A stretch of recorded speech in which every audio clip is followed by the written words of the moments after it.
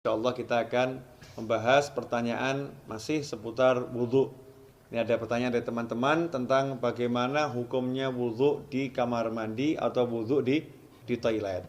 Karena tidak semua orang punya ruangan khusus untuk wudhu. Dan memang anehnya kita ini ya. Kita ini kalau bangun rumah ada ruangan untuk mandi, ada ruangan untuk masak, ada ruangan untuk tidur, ada ruangan untuk ngopi. Tapi untuk ibadah yang paling penting sholat, musola enggak ada. Kemudian fasilitas untuk sholat, wudhu juga tidak disediakan khusus. Ini kita kelemahannya. Menyikapi hal itu, maka timbul pertanyaan, kalau wudhunya tidak di ruangan khusus, ya tidak di ruangan khusus untuk wudhu atau enggak punya padasan. Kalau orang Jawa dulu punya padasan ya, gentong yang ada lubangnya di bawah, taruh di halaman untuk minum atau untuk wudhu.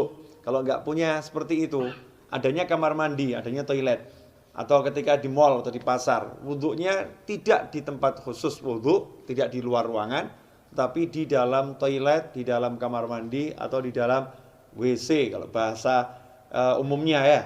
Kira-kira seperti apa? Sah tidak wudhunya? Kalau ditanya wudhunya sah atau tidak, maka wudhunya sah kalau memang syarat-syarat sahnya wudhu dipenuhi, kemudian hal-hal yang membatalkan wudhu tidak dilakukan, wudhunya sah-sah saja.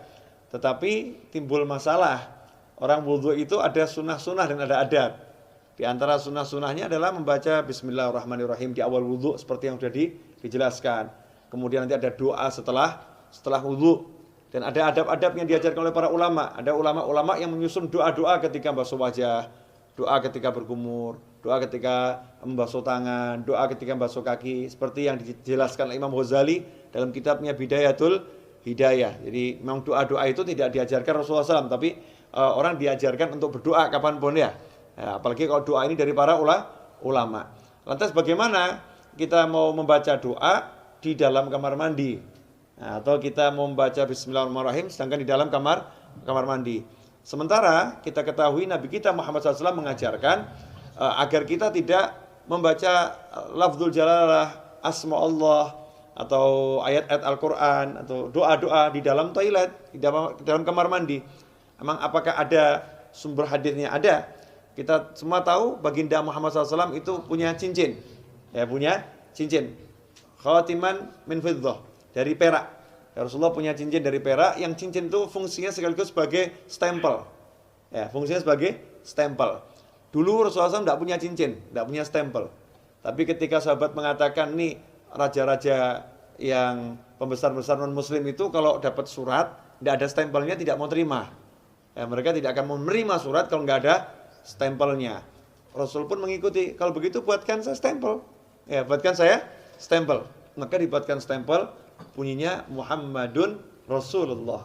Ya, Muhammadun Rasulullah. Jadi Allahnya paling atas, berupa cincin dari perak.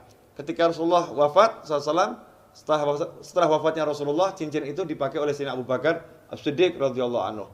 Setelah wafatnya Sayyidina Abu Bakar dipakai oleh Sayyidina Umar ibn Khattab.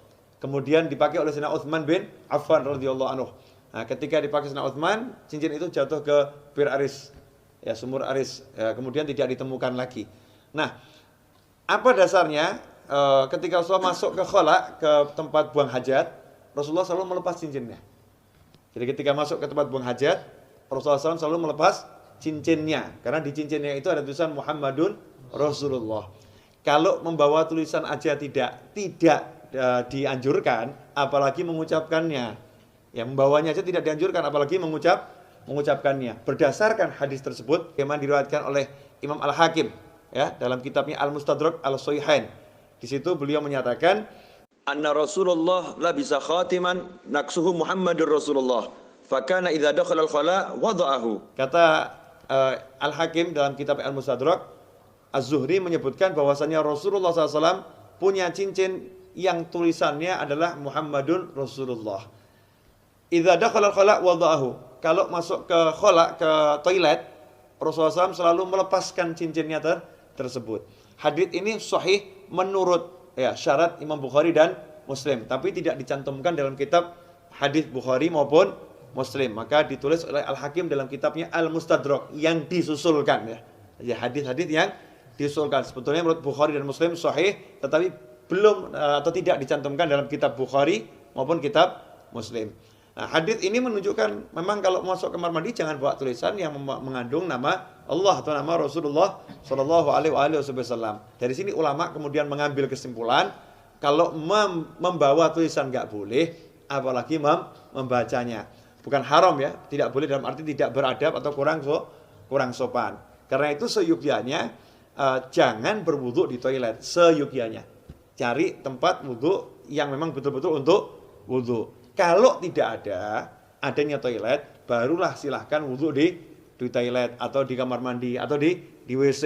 Tapi kalau wudu di kamar mandi, toilet atau WC, jaga adabnya. Apa adabnya itu? Ya satu, jangan membaca asma Allah. Cukup dibaca di dalam hati. Lantas bagaimana dengan doa setelah wudu? Ya doanya dibaca di luar kamar mandi. Jadi selesai wudu langsung keluar baca doa setelah wudu. Atau bismillahnya dibaca di luar dulu. Bismillahirrahmanirrahim, masuk langsung wudu juga. Nah, dengan begitu maka sunnahnya tidak hilang, tetap bisa melaksanakan sunnah-sunnah yang dianjarkan oleh Nabi Muhammad Sallallahu Alaihi Wasallam. Insyaallah sedikit ini barokah dan jangan kemudian jadi jalan justru. Oh berarti wudu di toilet gak apa-apa. Oke deh, kita wudunya di toilet aja ya.